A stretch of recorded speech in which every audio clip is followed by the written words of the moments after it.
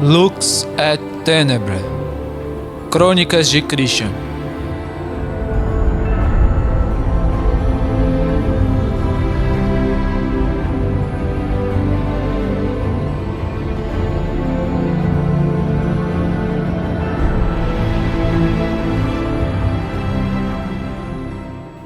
Christian, despertai, levanta-te.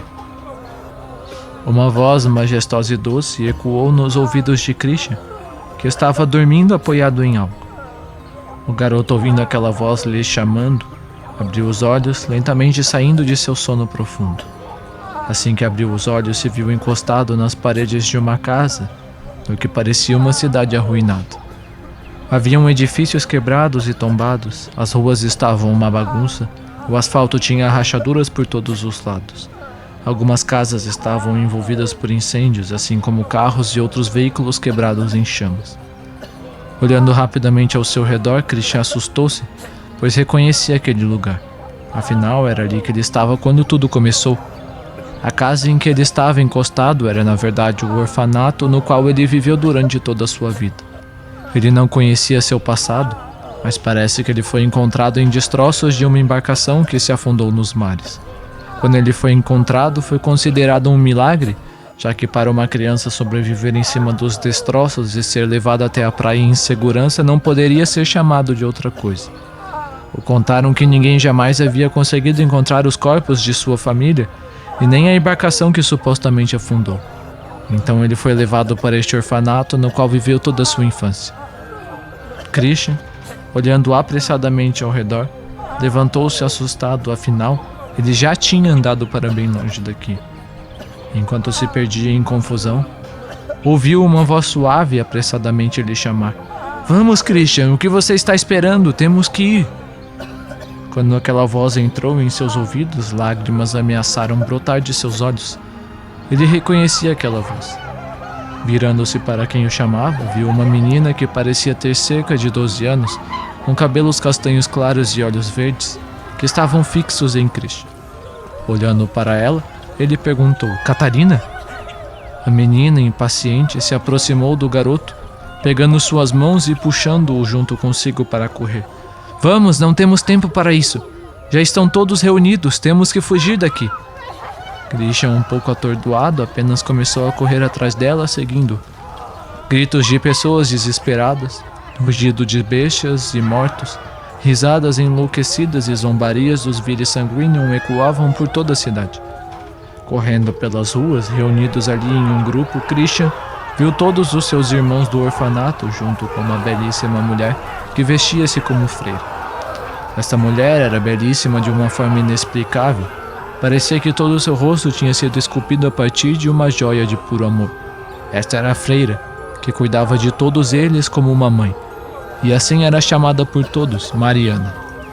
Quando Christian e Catarina se aproximaram, Mariana imediatamente correu até eles, abraçando-os e perguntando-os carinhosamente: "Graças a Deus, onde estavam?" Ouvindo aquela voz doce que exalava amor e carinho, Christian não pôde evitar de derramar lágrimas, afinal ele não via todos há muito tempo. Vendo o garoto chorar, Mariana se abaixou, pegou-o suavemente pelos ombros e perguntou: "Estás bem? Se machucou?" Christian balançou a cabeça negando, mas antes que pudesse responder, uma voz grave os interrompeu. "Mariana, não há tempo, devemos nos esconder." A freira, ouvindo aquilo, acenou a cabeça em concordância e, limpando as lágrimas da face de Christian, sorriu docemente, dizendo: "Está tudo bem, tudo vai dar certo." Christian não sabia o que estava acontecendo, mas limpou as lágrimas e acenou resolutamente, ao que a freira respondeu com um sorriso. Logo os três se juntaram ao grupo novamente. Todo o orfanato, junto com os moradores da região, estavam reunidos. O homem que os liderava era um ex-militar, e era o único que estava armado. O mesmo que foi pedir a Mariana que se apressasse. Logo Christian começou a se mover com o grupo todo pelas ruas ao lado de Catarina e todos os outros irmãos do orfanato. Alguém bateu em seu braço chamando-lhe a atenção. Virando-se para ver quem era, viu um garoto mais velho, com cerca de 15 anos, de cabelos e olhos pretos, que lhe perguntou: "Ei cara, onde tu estava?" Estavam todos preocupados. Christian, olhando para o garoto, respondeu: Eu não sei, na verdade estou meio confuso com tudo. Catarina ao lado se intrometeu, dizendo um pouco irritada: Marcos, quando eu encontrei o pequeno Christian lá na casa, ele estava dormindo encostado na parede, você acredita? Inicialmente eu me assustei achando que ele tinha batido a cabeça, mas como não encontrei nenhum ferimento em seu corpo, a única explicação é que ele estava dormindo. Ouvindo aquilo, Marcos, o garoto de cabelos pretos, ficou atordoado, mas logo começou a rir. No meio de tudo isso, tu estava dormindo? Porém, imediatamente um dos adultos chiou com a boca, mandando-lhes fazer silêncio, fazendo com que Marcos parasse imediatamente de rir. Christian estava atordoado ao ouvir alguém chamá-lo de pequeno Christian e replicou sussurrando: Primeiramente, eu não estava dormindo. Bem, mesmo que eu explicasse para vocês, vocês não acreditariam. E em segundo lugar, que história é essa de pequeno Christian? Eu já tenho 12 anos. Marcos e Catarina se entreolharam atordoados e logo se seguraram para não começar a rir. Então Catarina falou: Parece que nosso pequeno Christian está amadurecendo. Enquanto que Marcos acrescentou zombeteiramente: Não só está amadurecendo, como também enlouquecendo. Já até se esqueceu de sua própria idade, tem certeza de que não bateu a cabeça? Christian ficou atordoado ouvindo aquilo, porém lembrando-se de um detalhe perguntou: Quantos anos eu tenho? Catarina, ouvindo aquilo, parou de rir e olhou para Christian com preocupação, dizendo: Agora você está me deixando preocupada de verdade. Tu não bateu a cabeça mesmo, não foi? Já se esqueceu que tu tem 9 anos? Assim que ouviu aquilo, o choque tomou conta de seu olhar. Porém, logo, ruídos mais à frente no grupo o interromperam. O homem com a voz grave, parecendo em pânico, gritou: Voltem imediatamente! Tem uma horda dessas coisas na frente. Não vamos ser capazes de passar por aqui. Enquanto ordenava que todos recuassem, das sombras uma fera semelhante a um lobisomem pulou sobre o homem e o matou. Logo olhando para o grupo de vivos e uivando. Uivos que logo foram respondidos por outros de outras direções na cidade. Entre os moradores, pânico logo começou a se espalhar e muitos começaram a se dispersar, correndo para diversas direções tentando salvar suas vidas, empurrando-se desesperadamente para tentar escapar. Vendo aquilo, Marcos e Catarina rapidamente pegaram Christian pelas mãos e começaram a puxá-lo para correr na direção oposta. Porém, Christian gritou: Não! Mariana ainda está lá! E muitos de nossos irmãos fugiram em outra direção. Marcos, ouvindo aquilo, respondeu com a voz cheia de frustração: Não podemos fazer nada agora, Christian. Se ficarmos, morreremos. Christian, lembrando das palavras da vida, tentou chamar o capacete à espada, mas não conseguia. Na verdade, nem o sentimento de seu coração ele conseguia sentir.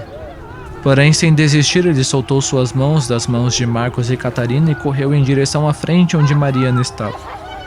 Correndo contra a corrente, foi derrubado pelas pessoas que corriam cegamente em outra direção, mas levantou-se todas as vezes, avançando resolutamente.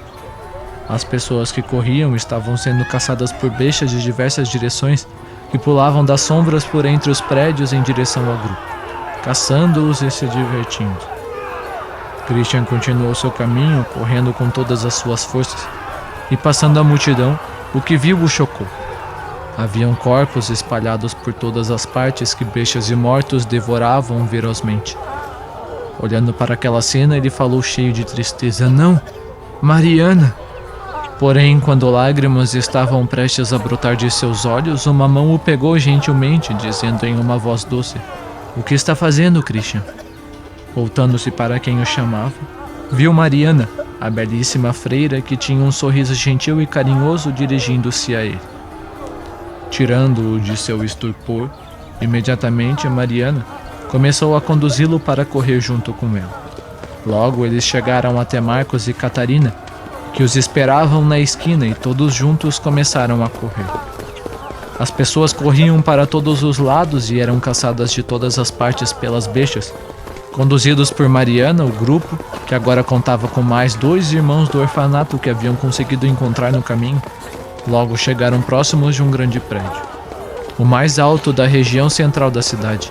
próxima ao orfanato que ficava quase no centro. Logo, entraram no prédio cautelosamente e continuaram seguindo em frente. Vendo que não parecia haver vida lá dentro, entraram em silêncio e se dirigiram para as escadas de emergência. Mariana falou: "Devemos seguir pelas escadas, os elevadores não irão funcionar. Não será possível ir direto ao térreo." Então aproximaram-se cada vez mais das escadas de emergência, contando com a condução de Mariana, que os guiava segurando-os firmemente pelas mãos, atravessando a escuridão. Então, chegando aonde as luzes vermelhas de emergência iluminavam fracamente o ambiente, Mariana voltou-se para as crianças falando: "Não se aproxime da escuridão. Não sabeis o que está por lá, e se algo que se esconde lá deseja vos devorar." As crianças acenaram a cabeça em resposta e Mariana soltou-os gentilmente, aproximando-se da porta. Quando ela estava prestes a abri-la, uma das crianças, ignorando seus avisos anteriores, se aproximou demais da região coberta pela escuridão. As luzes de emergência iluminavam somente uma área circular próxima da porta. A criança, porém, pisando fora da região iluminada pela luz, foi rapidamente atacada por uma bestia que emergiu das trevas e imediatamente pulou sobre ela. Logo, a criança do orfanato, sem tempo de reagir, foi devorada pela fera. Vendo aquilo, imediatamente as crianças se assustaram, e quando Mariana abriu a porta para que as crianças subissem as escadas de emergência, viram ali um belo jovem, sentado calmamente com o queixo apoiado nas mãos, cabelos loiros, olhos azuis brilhantes, olhando para eles com um pequeno sorriso. Vestia roupas pretas e finas, completamente limpas, detalhe que contrastava com o sangue espalhado para todos os lados nas escadas e corpos humanos encostados nas paredes e caídos ao chão. Aquela cena imediatamente causou horror a todos, e o jovem, olhando para eles, falou em uma voz gentil: "Oh, temos mais visitantes. Por favor, podes parar de assustá-los?" Questionou o jovem na direção da bestia coberta de sangue, que imediatamente se arrepiou e se escondeu amedrontada na escuridão, deixando para trás o corpo da criança. O jovem, então, olhando para Mariana e para as crianças, falou em um pequeno sorriso: "Vocês veem? Eu estou jogando um jogo. Olhe para esses corpos aqui. Eles pertenciam a grupos que chegaram para subir as escadas assim como vocês. Porém, há um preço para subir as escadas. Um de vocês deve ficar para trás. Os outros podem subir. Quanto a voltar atrás, não é mais uma opção, já que bestas como aquela estão nas sombras por todos os lados deste andar." Assim que ouviram suas palavras, Christian não hesitou e falou: "Eu fico." Porém, foi impedido por Mariana, que continuou falando em seu lugar: "Eu fico." O jovem, vendo aquilo, sorriu e falou: "Muito bem, os outros podem continuar." Porém, Christian, não aceitando aquilo, gritou: "Não, eu ficarei!" Mariana, olhando para ele docemente, acariciou sua cabeça e respondeu: "Christian querido, preciso que tu cuides de teus irmãos, tá bem? Tu deves fazer este caminho. Eu estarei com você sempre aqui." Mariana falou a última parte, tocando-lhe o coração. Era possível perceber a extrema tristeza e angústia que a voz de Mariana carregava por ver tantos de seus filhos se perderem no caminho diante de seus olhos. Christian, chorando junto com as outras 3 crianças, acenou com a cabeça, resolutamente, gesto que Mariana respondeu com um gentil sorriso em sua direção. Então o jovem, que guardava as escadas, abriu espaço, permitindo que as 4 crianças continuassem em frente. Passando pelo jovem loiro, Marcos voltou seus olhos cheios de ódio para ele. E assim que subiram as escadas, Mariana voltou seus olhos gentis, cheios de tristeza, para o jovem e perguntou: "Eles estarão seguros lá em cima?" O jovem, sorrindo maliciosamente, respondeu: "Eu nunca disse isso. Se eles vão sobreviver ou não depende deles." Ouvindo suas palavras, lágrimas saíram de seus olhos. Então, voltando seus olhos para o jovem, ela perguntou: "Filho, por que fazes isso contigo mesmo?" O jovem olhou para ela em confusão e questionou: "Do que dizes?" Porém, fechando seus olhos, ela sussurrou, rogando: "Proteja aqueles que ainda não devem ir. e de seu peito uma luz intensa começou a brotar.